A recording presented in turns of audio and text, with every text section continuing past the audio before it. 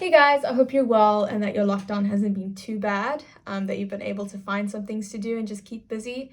So this is completely new to me. I'm feeling very out of my element talking to my phone, so bear with me. But yeah, so the message that has been on my heart the last couple of days is being thankful and content in this time. This is something that I've really been struggling with, and this is something that I've really been seeking God about.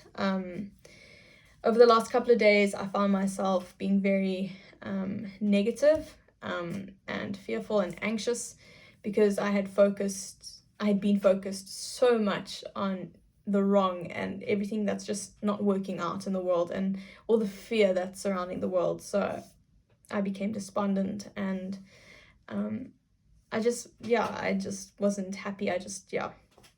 Wasn't good. And then the other day I was on Instagram. I think it was yesterday or the day before. I was on Instagram and my one friend posted something that a doctor in India had said. And this doctor was basically saying what a privilege it is to be able to go into lockdown because it means you're able to afford to stay home and be safe. You're able, and what a privilege it is to have water, running water, to wash your hands, to drink. And what a privilege it is to have a house, a support system, and also to be able to afford hand sanitizers, masks, and all those kind of things. And obviously the list went on and on and on. And he was just saying how many people in India are going to be affected by this virus, and many will die because they don't have any of these luxuries. And once I'd finished reading this post, I kind of sat there and I realized how selfish I'd been and how ungrateful I was.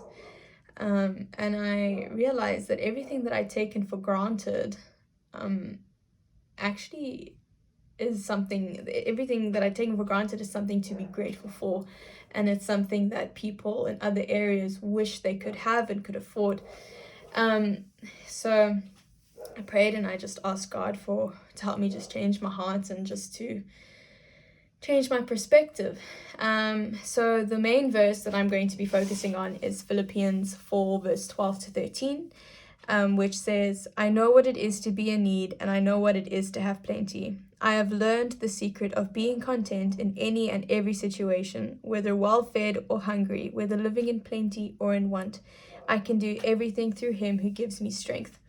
And so Paul wrote this, and when he wrote this, he was in prison. And prisons back in those days were disgusting places. They were dark, they were damp, they were smelly, they had sewers running in and out of them. They were just terrible places to be in. And I don't know about you, but like for me, my surrounding affects my attitude. It affects me as a person pretty much in all areas. So if I am in a very dark, damp place, I tend to become very down and very despondent and just negative, and it's a lot harder for me to look at the good in life and to be content. So Paul is really an incredible person, and it's such an inspiration that he's writing to a church from prison, and he's basically saying how he's learned to be content, and that he can do this with God. There's nothing that he can't do, there's nothing that he can't face without God. So I really feel that Paul is a huge inspiration, and he is someone that we all need to really focus on and just look at, just to kind of find pointers and I guess guidelines as how to try and stay grateful and just realize how privileged we are and how there's no reason for us not to be content at this point in time. We have so much to be grateful about. So yeah, but with that being said, it is normal, it's natural to notice the negativity and it's almost, I don't know, become overwhelmed with it. But it's up to us to be conscious about it. As Troy was saying, it's about your attitude. And your attitude plays a massive role. And so I really just want to encourage you all to just hold on to the blessings God has given us, just to sit back and look at what we are grateful for. I mentioned that puzzle that's frustrating me. So many people don't have puzzles and they would love to be able to sit with a puzzle. Yeah, we have so much to be grateful for. And I think it's awesome. Yeah, you know, we can make such a difference nowadays with social media. I mean, we're able to communicate with one another through a video, which is, yeah, it's different. I prefer one-on-one, but you know what I mean? It's just, you know, so we need to use it. Like, we need to use what we have to lift one another up. You know, we should send each other messages and check in and see how we're all doing. I know the extroverts out there are really suffering. Taylor.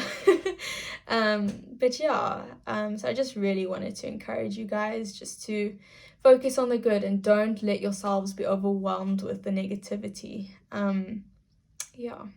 And then the last verse that I have is from Colossians 3 verse 15, and it says, "Let the peace of Christ rule in your hearts, since as members of one body you were called to peace, and be thankful."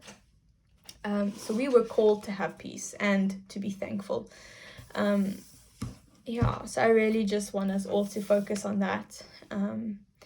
Yeah, with that being said, we're all in this together. So if you need help, if you need prayer for anything, as youth leaders, we're still here. The youth, you're all there for one another. Yeah, let's be each other's support systems, and yeah, let's see this lockdown through. And yeah, hope you guys are well. Please share what you guys have been up to the last couple of days. I'd love to hear. I know our fellowship group, we were all sharing about what basically our routines have been and what we've been doing, and there's some very interesting routines there. People are getting very creative, which is awesome. And yeah, lots of love, guys.